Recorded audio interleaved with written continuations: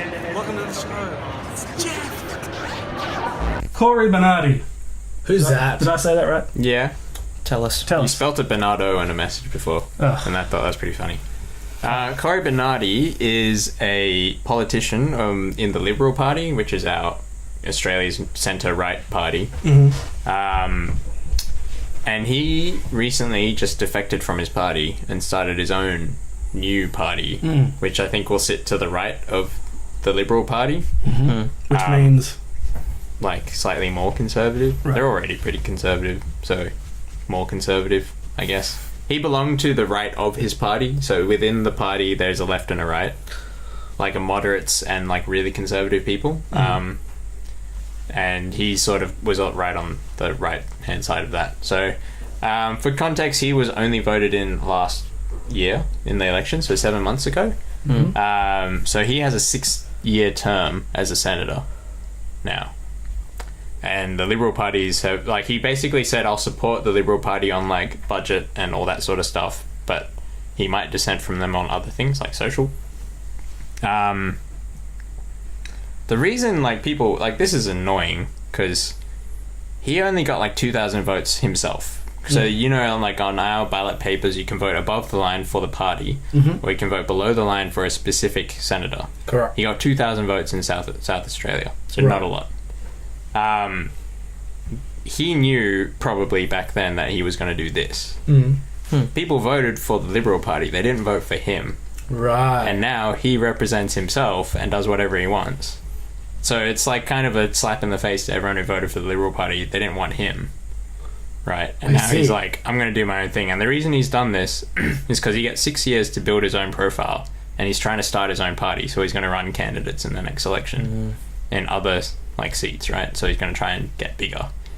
So it's a really dog move. Like, I don't know what you guys think about it from what I've described. It sounds like cheating. It does sound like that, and everyone's like, if you were really honourable, because he makes it sound like, oh, I've struggled with this and wrestled with my conscience and stuff like that. It's like, no, you are a self-serving prick. You know that. Yeah.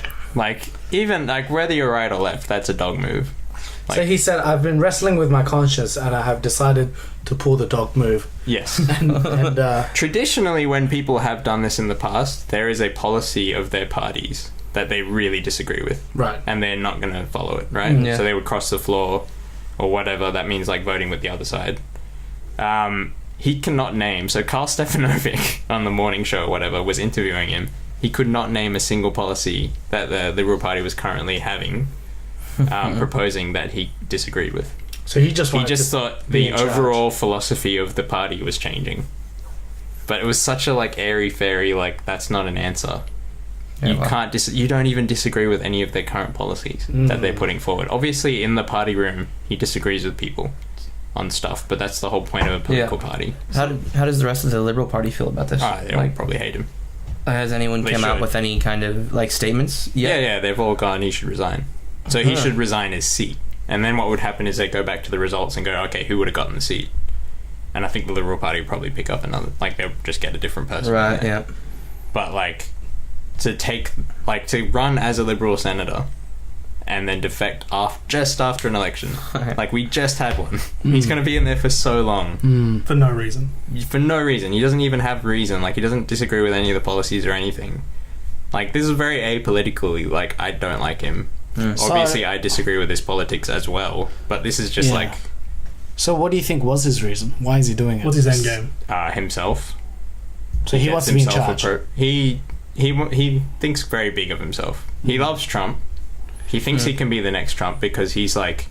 So what he's like, high reasoning was there's this rise of populist movements and it's happening around the world and you can't assume it's not going to happen here. It already has. Pauline Hanson got quite a lot of votes.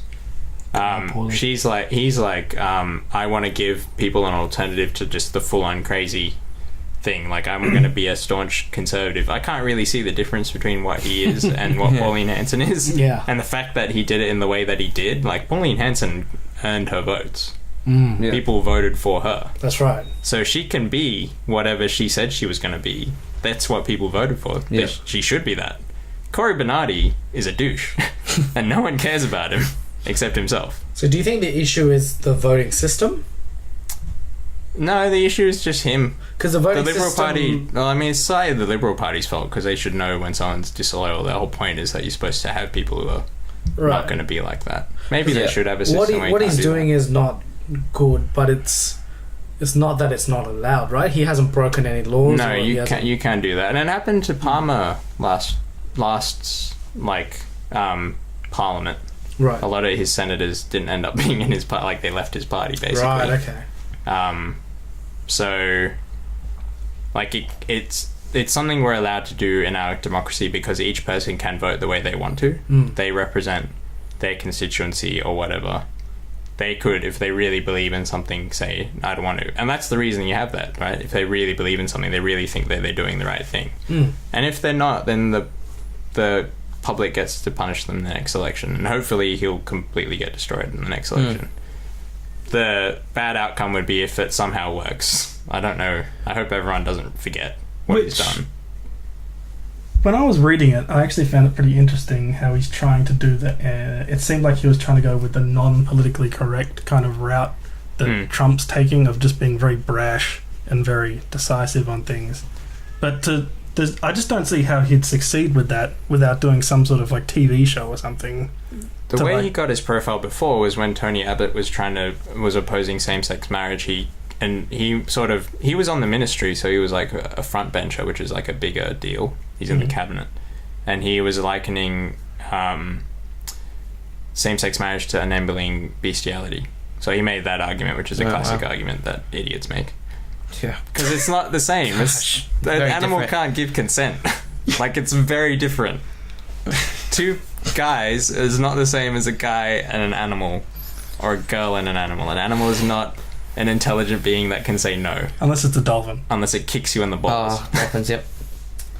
Yeah, Jan, what do you think? I was just thinking, unless it's like a girl with a male animal. Why? And then the male animal wants to get it on. Yeah. Then it's consent. Is that what you were thinking about, Jan? That's what I was thinking about, yeah. Okay. Technicalities.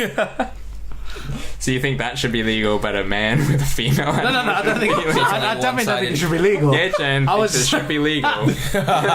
No, I don't think it should be legal. I was just thinking about the whole consent thing. But it's still not consent. Huh? We make the distinction with like an adult female and a, like, even with humans, like if you're an underage guy, you can't give consent to an older woman. You can, it's just not. No, you can't. You're talking more about like instinct. Like, of course, an animal with a penis is going to wants to get to nail something in heat. That's just like how instinct works, right? Are you assuming that the animal has initiated the movements? Yeah. Anyways, not important. This guy sounds like a douche. Yeah. He is. Like it's not a politics thing. It's just like anyone would be like, look at that action. If someone could have done it on the left, and it would still be a douche move.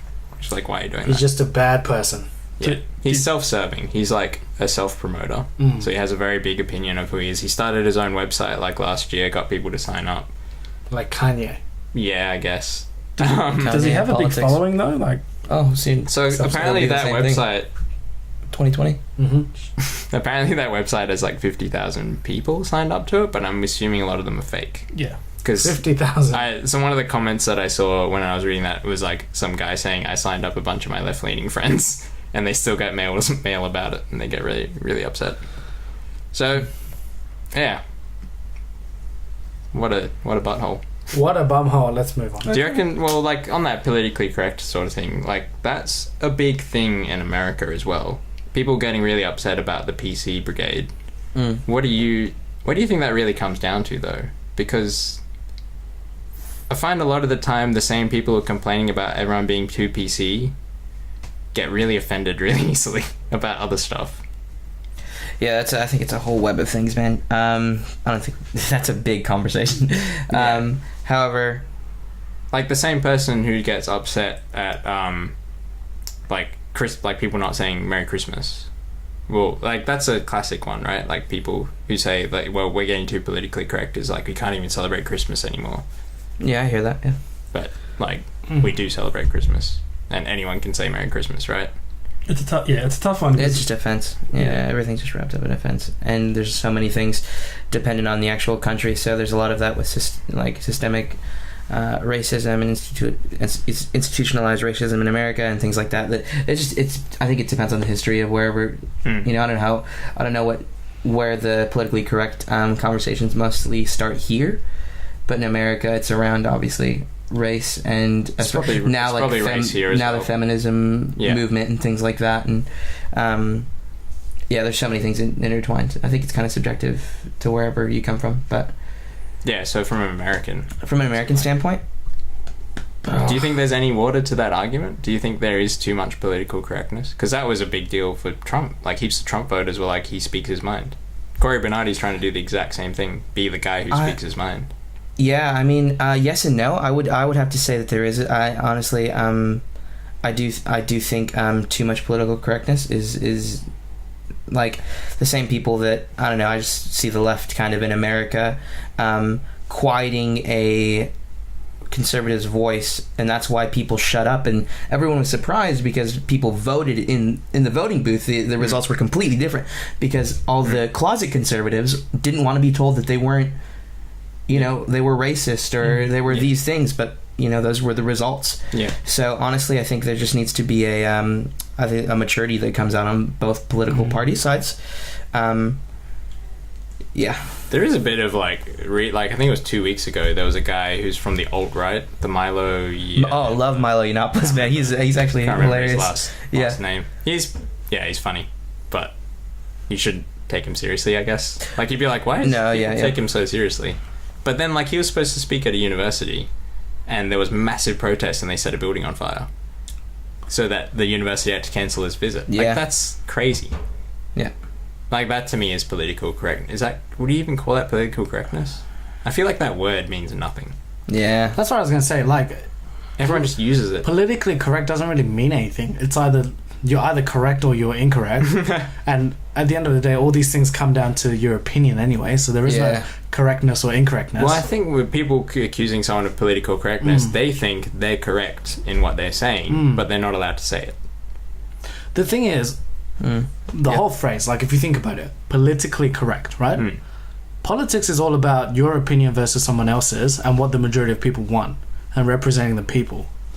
So you can't really be politically correct. Otherwise, we would just have politicians who are correct and incorrect. The whole phrase doesn't actually make sense. Yeah. I guess people say it because they think people are they're not talking about correctness into the right and wrong sense. They're talking about correctness in the, is this going to offend someone sense? Right. Which is what they object to. Yeah, but everything is going to offend someone, so... No, everything. Yeah, well... Yeah, everything. A baby doesn't offend everyone. It depends what kind of baby. I hate babies. They offend me. But black baby, you don't like black babies. Whoa. Last thought on this politically correct thing. Wow, oh gosh. Please. Let's move forward. Last thought on this. I think political correctness will always be something that actually moves, and depending on where culture and society is at, because like things that weren't even things we could talk about in the 50s, especially in America, like homosexuality, like where there are actual, like in school they used to, like during the like in high school for me, they used to show old clips of, like, you know, those like cheesy like gyms videos, like in dodgeball, where it's black and white and like they're really like, cheesy. Jimmy smoked weed Jimmy and he died. Yeah, exactly. It's like there was like a line of boys really like funny video. playing basketball, and one slaps his butt in like competitive like go team kind of way, and he's like. It's like, should he feel like it's okay to get turned on by it? And everyone's like, what? Like, this is an actual video? So you gotta think, like, political correctness, I think, is something that moves forward with society. That's right. So it's gonna be something that's always subjective. Honestly, I think it comes down to people, one, being offended, and two, by certain things, and two, people are too stubborn, and it's too polarizing, the ideas. No one wants to move, and no one wants to hear anyone out. Everyone wants to yell as hard as they can. Nice. Yeah.